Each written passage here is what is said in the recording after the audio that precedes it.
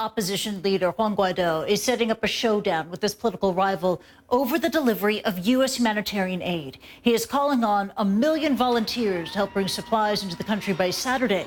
The aid has been piling up in neighboring Colombia because sitting President Nicolas Maduro has refused to let it in. U.S. President Donald Trump is expected to mention the Venezuela crisis during a speech in Miami later on Monday. On Sunday, U.S. Republican Senator Marco Rubio had this message for President Maduro. Well, look, the aid is going to get through, and I think ultimately the question is whether it gets through in a way that he's cooperative with or in a way that he's not. But there's no way you're going to stand ultimately in the way of a people whose children are starving to death, whose families are dying in hospitals because of preventable diseases and they don't have the medicine for it. CNN's Isa Suarez joins us live from Caracas, Venezuela. And Isa, the lack of aid, the lack of medical care has forced many to seek help outside the country. What have you seen?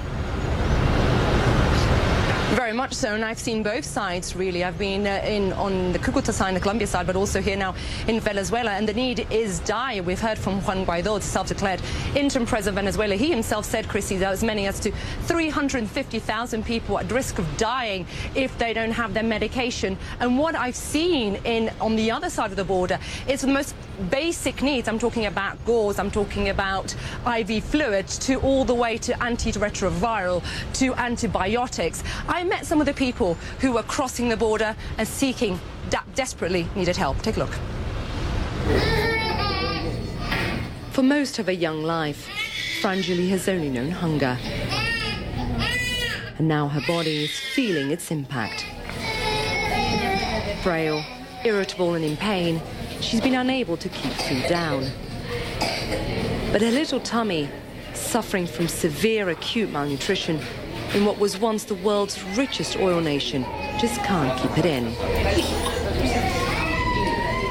She's one of thousands of Venezuelan children leaving home, with many being treated at this border city hospital in Cucuta. Several floors up on the maternity ward, I meet several women who too have seen scarcity for months on end. Y allá que comías, what did you eat there? Very little. Rations. I go further down the hall, and on a floor where pain and life go hand in hand, I come face to face with tragedy. She's telling me that her baby's dead. No heartbeat, nothing, no life, she's telling me. ¿Cuántos meses tienes? Tengo 29 semanas. 29, 6 months, so basic 29 weeks. So her baby's died. This is the toll of the humanitarian crisis Nicolas Maduro denies. But death and despair are not just contained within these hospital walls. I travel through old Cucuta and meet others desperate for help. 19-year-old Kleber Salazar recently arrived from Caracas. He made the journey simply for survival. Si me quedaba en Venezuela, yo iba a morir. Yo sabía que yo me iba a morir. Incluso todos mis compañeros con VIH en Venezuela, nada más queda uno vivo, de 30. He says he's HIV positive and desperately needed antiretroviral drugs unavailable back home. As he gets a checkup, the doctor at the NGO for which Kleber volunteers for tells me 9 of his HIV patients died in 2018, all Venezuelans. Kleber got out just in time, but getting here has come with sacrifice, and the wounds he carries are still fresh. I do my best to delicately ask him if he ever had to sell sex to survive. Sí, lo vendí. Y lo vendí muchas veces.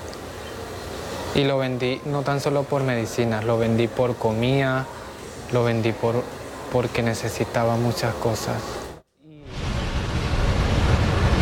And Chrissy, these are really heart-wrenching stories, and only 3 stories there.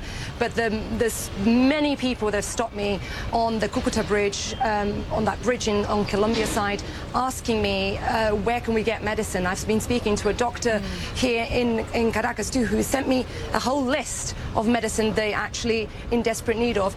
Only two actually available in Colombia. So it gives you a sense of people's frustrations, but also their needs, their urgent needs.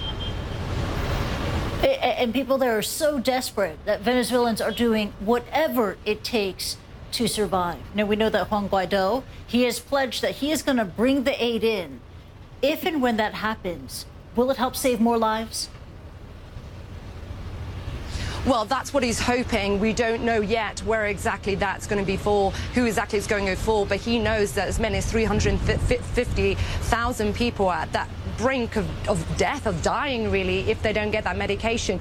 The fear, of course, is, Christy, that one, he doesn't know for sure that the aid is going to come in, and two, if it does come in, whether Maduro's forces will take that aid from them and then distribute it amongst themselves. So there's the real risk that by creating this human chain, that these people could be stopped by any of the forces on their way in from Colombia. He has a huge task ahead of him, and although he has the support, it's not clear yet whether the rank and file will let that wave of people through. But clearly a lot riding on this, not just for Guaido, but clearly for the hundreds of thousands of people who are in dire need of help.